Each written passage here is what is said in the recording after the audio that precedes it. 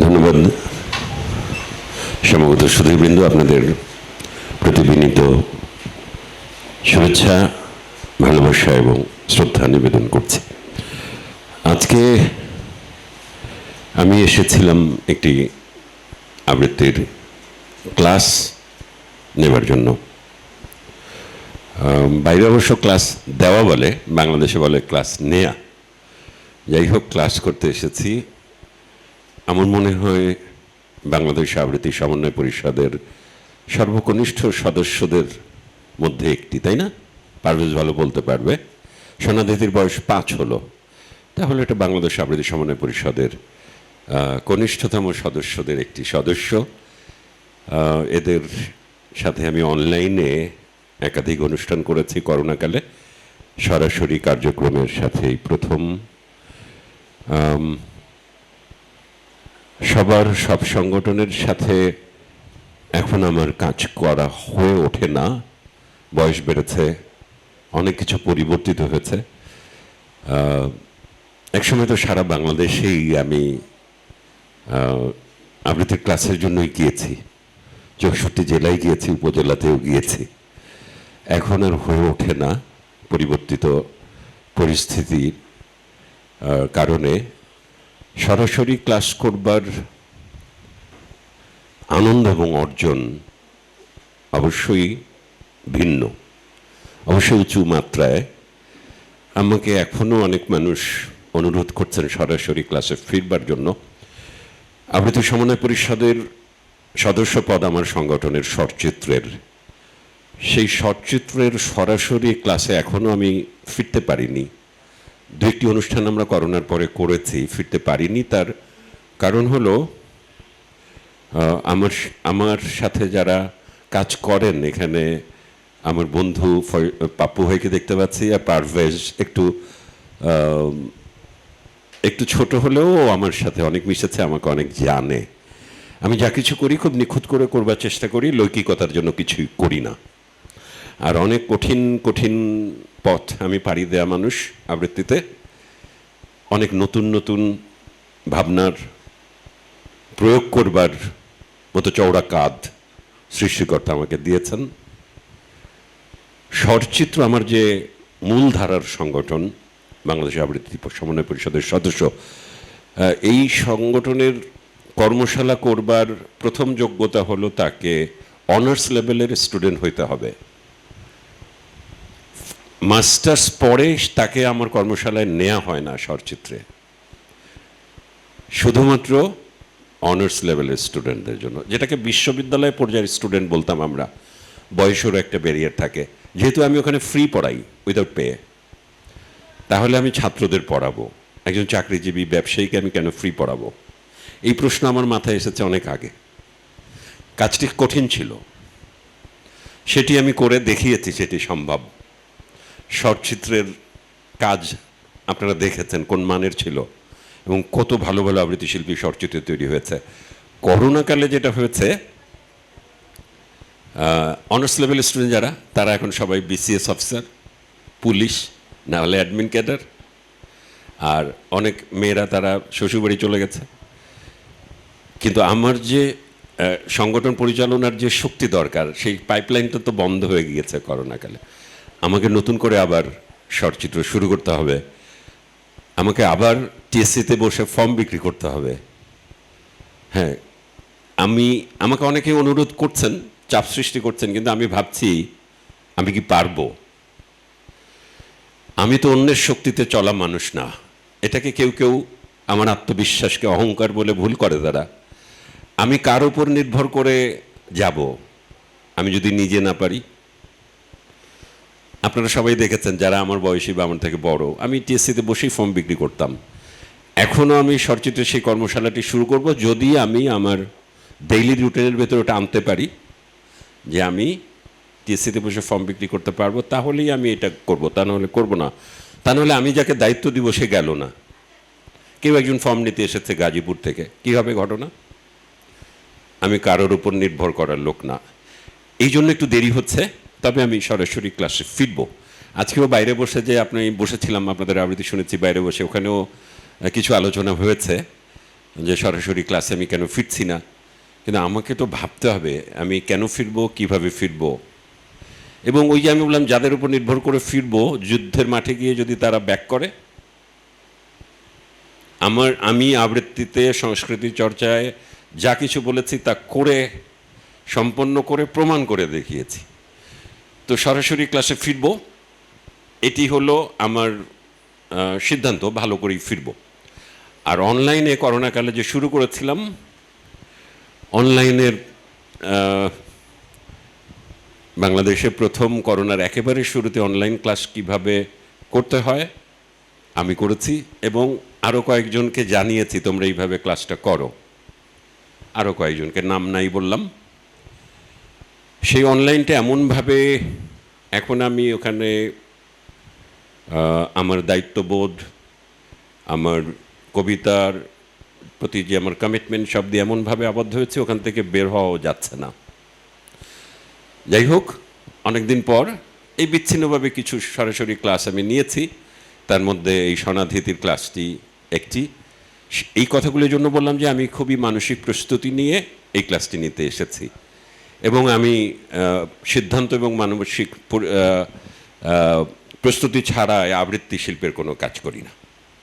Picnic হতে পারে, কিন্তু আবৃত্তি শিল্পের কাজ যেন তেনভাবে হয় না, এটা আমি বিশ্বাস করি। এই হলো ভূমিকা। সনাদিদিকে ধন্যবাদ তারা আমাকে আমন্ত্রণ জানাবার জন্য। বাংলাদেশ আবৃত্তি সমন্বয় পরিষদের যে সকল নেতৃবৃন্দ এখানে এসেছেন তাদেরকে ধন্যবাদ জানাই, আর যারা আসেন নাই তাদেরও ধন্যবাদ জানাই। কিন্তু যারা আসবেন না তাদের ছবি দিয়ে কেন পোস্টার করা হবে, এটি একটি বিশাল প্রশ্ন রেখে গেলাম। আমি কিন্তু এরকমই, আপনি আমাকে ভালোবাসুন আর নাই বাসুন, আপনি দুজন 10 জনের মধ্যে একজন অ্যাবসেন্ট হতে পারে, 10 জনের ভিতরে 8 জন অ্যাবসেন্ট হলে আপনি কি অর্জন করলেন? আমি যদিও এখন আর নেতৃত্বে নাই, কিন্তু কথাগুলো বলবার মতো অধিকার আমার আছে। সংগঠন চর্চা অনেক কঠিন কাজ, খুব সহজ কাজ না। সনাদিতির সদস্য যারা আছেন এবং আগামীতে যারা সদস্য হবেন তাদের সবার জন্যই আমি এ কথাটা বলতে চাই। তবে হ্যাঁ, পরিবর্তিত পরিস্থিতির সাথে তো অবশ্যই নিজেকে মানিয়ে নিতে হবে, এবং সেই মানিয়ে নেওয়াটাই তো আধুনিকতা। এখনকার বাংলাদেশের বিশ্বেও রাজনীতি, বিশ্ব অর্থনীতি এবং তার সাথে বাংলাদেশের রাজনীতি, অর্থনীতি, সমাজনীতির সাথে মানিয়ে নিয়ে সংগঠন করতে হবে। সেইটা এখন একটা পরিবর্তিত অবস্থার মধ্য দিয়ে যাচ্ছেন। কিছুদিন আগে বিশ্ব সাহিত্য কেন্দ্রে একটি অনুষ্ঠানে শ্রদ্ধেয় রূপা চক্রবর্তী বলেছেন বাংলাদেশের আবৃত্তির যৌবনকাল নাকি যাচ্ছে। আমি দ্বিমত পোষণ করি, আমার কাছে তা মনে হয় না বাংলাদেশের আবৃত্তির যৌবনকাল এটি। আমি একমত নই। সংগঠনের সংখ্যা বেড়েছে, অনুষ্ঠানের সংখ্যা বেড়েছে, কিন্তু মান বেড়েছে কিনা, আমি যদি বলি মান বাড়েনি, কেউ কেউ হয়তো আমাকে অপছন্দ করবেন, আমি তা বলছি না। কিন্তু আপনি নিজের আয়নায় দেখুন, নিজেকে দেখুন, জানুন, বুঝুন আবৃত্তির মান কোথায় এখন। আমি যেহেতু সনাদিতির আমন্ত্রণে এসেছি, সনাদিতিকে বলবো অবশ্যই সংখ্যা নয়, মানের দিকে নজর দিতে হবে, এবং মানের দিকে নজর দিতে গেলে আপনাকে চর্চা করতে হবে, সাধনা করতে হবে।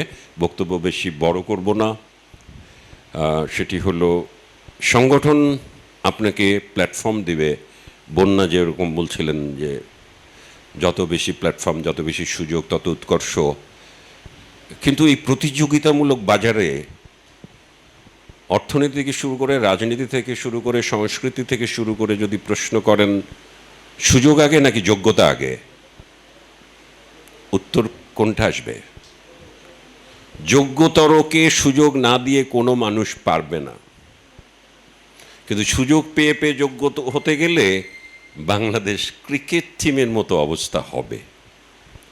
আগামীকাল 6টায় বাংলাদেশের খেলা আছে, সবাই একটু দোয়া করবেন। একজন খালাম্মা আছে, সৌরভের মা এখানে উপস্থিত আছেন, জায়নামাজে বসে ফজরের নামাজের পর একটু দোয়া করবেন বাংলাদেশ ক্রিকেট টিমের জন্য। আমাদের ক্যাপ্টেনও বলেছে দোয়া করতে বলেছে সবাইকে। তো দোয়ায় যদি ক্রিকেটে জেতা যেত, দোয়ার সাথে ক্রিকেটের সাথে আবৃত্তির একটা সম্পর্ক আছে। আবৃত্তি পারফর্ম করতে হয়, ক্রিকেটও পারফর্ম করতে হয়। তা হিন্দু, বৌদ্ধ, মুসলিম, খ্রিস্টান যারা আছেন সবাই একটু দোয়া করেন যাতে তাদের পারফরমেন্স একটু ভালো হয়। আমি রাত জাগা মানুষ, 3টায় ঘুমাই, 10টায় উঠি, কিন্তু কাল কিন্তু আমি 5:30টায় উঠব, এবং আমি শুধুমাত্র শুক্রবারের নামাজ পড়া মানুষ। কাল হয়তো ফজরের নামাজও পড়ব আশা করছি। দুটো কাজ হবে একসাথে। বাংলাদেশ ক্রিকেট টিমের জন্য একটু দোয়া করাও হবে, আর আমার বউ খুব খুশি হবে আমাকে ফজরের নামাজ পড়তে দেখলে। পারফরমেন্স আগে, আগে কোয়ালিটি, সুযোগ পরে। যদি কোয়ালিটির গুরুত্ব না থাকতো তাহলে বাংলাদেশে আবৃত্তিকার মাহিদুল ইসলামের এতদিন দাফন হয়ে যেত। পাপ্পু ভাই আমার এই কথার মানে বুঝবে। যদি কোয়ালিটি, পাপ্পু ভাই সমর্থন করছে, যদি কোয়ালিটি যদি বড় না হতো তাহলে আবৃত্তি শিল্পী মাহিদুল ইসলামের দাফন হয়ে যেত। মাহিদুল ইসলাম বিজনেসম্যান থাকতো অথবা রাজনীতিবিদ থাকতো, কিন্তু মাহিদুল ইসলাম আছে। মাহিদুল ইসলামের আবৃত্তির পথ সেই 89 সাল থেকে বন্ধ করার চেষ্টা করা হয়েছে।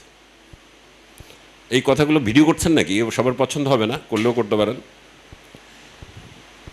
আমার শত্রুও জানে, আমার শত্রু আমার নামে দুটো কথা বলার আগে বলবে যে ও আবৃত্তিটা ভালো করে বা ক্লাসটা ভালো নেয়। গতকাল আবৃত্তি সমন্বয় পরিষদের সাধারণ সম্পাদক এবং সম্মিলিত সাংস্কৃতিক জোটের সাধারণ সম্পাদকের সাথে আমার অনেক কথা হয়েছে।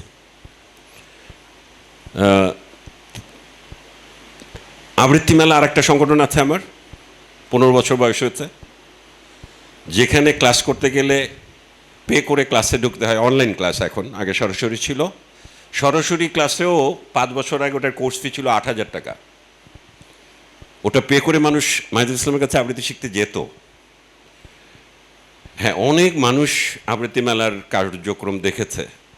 আবৃত্তি মেলার একটি অনুষ্ঠানে সমন্বয় পরিষদের সাধারণ সম্পাদক আহকামুল্লাহ তিনি বলেছিলেন যে আবৃত্তি মেলা যেন সমন্বয় পরিষদের সদস্যপদ নেয়। আমি নেই। আবৃত্তি মেলা সমন্বয় পরিষদের সদস্য না। এবং কালকেও সে এটা বলেছে যে আমি তো বলেছি তবুও তোমরা সদস্যপদ নিলা না। আমি বললাম যে সদস্য নিব না, সেটা ভিন্ন কথা। আহকামুল্লাহ বলছে যে আমার যে আবৃত্তি নির্মিতি বইটা আছে, এই বইটি সে পড়েছে, আত্মস্থ করেছে, এবং এই বইটি সে বাংলাদেশের সকল আবৃত্তি সংগঠন এবং সদস্যদের কাছে পৌঁছে দেওয়ার চিন্তা ভাবনা করছে। সে তারপরে মনে হয়েছে এই বইটাই পড়তে হবে আবৃত্তি শেখার জন্য। এটা পরশু দিনের কথা আগামীর সাথে আমার। তা আমি বলছি যে আমি কি করি সেটা আমি বুঝে শুনে করি। আর বয়স তো হয়েছে 55 না, আগের মতো সেই 21 বছর বয়সের মতো এক দল ছেড়ে আরেক দল করে ফেললাম এরকম তো না। আমি 3টা দল ছেড়েছি আবৃত্তির। আমি খুবই রাগী মানুষ, খুবই দ্রুত সিদ্ধান্ত নেওয়া মানুষ। স্রোতকে যারা চেনে আবৃত্তি দল, এই দলটাকে বাংলাদেশের শীর্ষে পৌঁছে দিয়ে তারপর আমি দলটা ছেড়ে দিয়েছি 1 মিনিটের সিদ্ধান্ত নিয়ে, একটি ছেলের একটি কথার পরিপ্রেক্ষিতে। তখন বড়রা সবাই বলছে তুমি ছাড়বা কেন দল, ওকে বের করে দাও দল থেকে। আমি হেসেছি। কাউকে বের করে দেয়া কি আমার কাজ নাকি? আমার কাজ আবৃত্তি করা এবং আবৃত্তি শেখানো। এই কথাগুলো আমাদের কাজে লাগবে কিনা আমি জানি না, লাগবে হয়তো। সংগঠন সনাদিতির কাজে লাগবে। সংগঠন করতে গেলে এই আত্মবিশ্বাস, এই শক্তি, এই সাহস নিয়ে কাজ করতে হবে। যারা কর্মশালায় অংশগ্রহণ করেছেন তাদেরকে অভিনন্দন জানাই।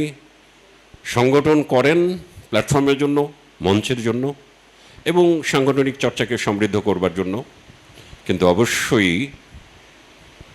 মানে যেটা বলে প্রাতিষ্ঠানিক উৎকর্ষের জন্য আপনার ব্যক্তিগত চর্চা এবং সাধনা অনেক বেশি গুরুত্বপূর্ণ। সে কথাটি ভুলে গেলে চলবে না, সেটি আমাদের মেনে নিয়ে আমাদের আগাতে হবে। আমরা সবাই মিলে যে যে প্রান্তে থেকে যে যেভাবে আবৃত্তি শিল্পের সেবা করি, চর্চা করি, আমরা সবাই মিলে তো এই মানে এটিকে যদি আমরা ওভাবে ভাবি তাহলে আমরা সবাই আবৃত্তি শিল্পের সেবক। আমরা সবাই মিলে আবৃত্তি শিল্পের বাংলাদেশের তার উৎকর্ষের কথাই ভাবছি। আমাদের মধ্যে বিদ্বেষ, হানাহানি যত বেশি কমে যাবে তত বেশি এটার উৎকর্ষ লাভ হবে। এটা যত বেশি বাড়বে, ঠিক বিপরীত ক্রমে সেটি হ্রাস পাবে, কোয়ালিটি হ্রাস পাবে। এই কথাগুলো আমাদের সবার উপলব্ধি করবা দরকার এবং আমাদের জীবনে সেটি প্রয়োগ করা দরকার। ভালো আবৃত্তি আমরা শিখি, চর্চা করি, আমাদের স্বপ্নের, আমাদের আকাঙ্ক্ষার জায়গায় পৌঁছুক বাংলাদেশ আবৃত্তি শিল্পী। জয় হোক আবৃত্তি। সনাদিতির বন্ধুদের জন্য আমার প্রীতি, ভালোবাসা এবং শুভেচ্ছা রইল। আর আরও অনেক বিষয়, আমি আমার নিজের আরেকটি বিষয় বলি। আমি, সবাই জানে আমি পেশাদার আবৃত্তি শিল্পী, আবৃত্তির পারিশ্রমিক নেই, আবৃত্তির ক্লাস নিয়ে পারিশ্রমিক নেই। কিন্তু এখানে দুটো কথা বলা দরকার। আমি কিন্তু আবৃত্তি সমন্বয় পরিষদের কোনো সদস্য সংগঠনের কাছে পারিশ্রমিক প্রত্যাশা করি না। এটি সবার জানা দরকার। কি বলেছি? বাংলাদেশ আবৃত্তি সমন্বয় পরিষদের সদস্য সংগঠনের জন্য আমি পারিশ্রমিক প্রত্যাশা করি না, পারিশ্রমিক নেই না। শুধু আমার সাথে একটু শিডিউল মিলিয়ে নেওয়া দরকার। আমি সম্মানী নেই, পারিশ্রমিক নেই কর্পোরেটের কাছে, টেলিভিশনের কাছে এবং আবৃত্তি সমন্বয় পরিষদের বাইরের সংগঠনের কাছে। হাজার হাজার নানা রকম কাজ আছে। তরুণদের উদ্দেশ্যে বলছি, আবৃত্তিকে এখন পেশা হিসেবে নেওয়া যায়, ওই জায়গাটাও বাংলাদেশে তৈরি হয়েছে, যদি তুমি তার যোগ্য হও। যোগ্য না হলে সম্ভব না, তোমাকে প্রতিযোগিতায় টিকে থাকতে হবে। আমি শুরু করেছি বিশ্ব রাজনীতি, বিশ্ব অর্থনীতি, সমাজনীতির সাথে বাংলাদেশের রাজনীতি, সংস্কৃতি, সব কিছু মিলিয়ে ভাবতে হবে। আইপিএল, এই যে কাল সকালে আমরা বাংলাদেশে খেলা দেখব, আইপিএল চলে না, পেশাদার লিগ বলে এটাকে। অনেক দাম দিয়ে প্লেয়ার কেনা হয়।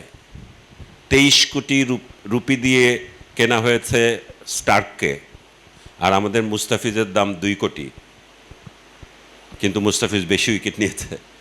এই পেশাদার লিগে এই দামি দামি প্লেয়ার থাকবে, দামি কোচ থাকবে, 4, 5, 7 জন কোচ থাকবে, কিন্তু ট্রেনিং সেশন হলো ঐচ্ছিক। যার ইচ্ছা সে প্র্যাকটিসে যাবে, যার ইচ্ছা সে প্র্যাকটিসে যাবে না, কিন্তু পারফর্ম না করলে সে বাদ যাবে। এটাই পেশাদার লিগ। তাহলে কি দাঁড়ালো? অনেক রকম বললাম, প্রতীকী বক্তব্য। যোগ্যতা অর্জন করতে হবে, ভালো আবৃত্তি করতে হবে। আমি অবশ্যই আবৃত্তি শিল্পের উৎকর্ষের কথা ভাবি, বাংলাদেশ আবৃত্তি সমন্বয় পরিষদের এগিয়ে যাওয়ার স্বপ্ন দেখি। জয় হোক আবৃত্তির, জয় হোক মানবতার।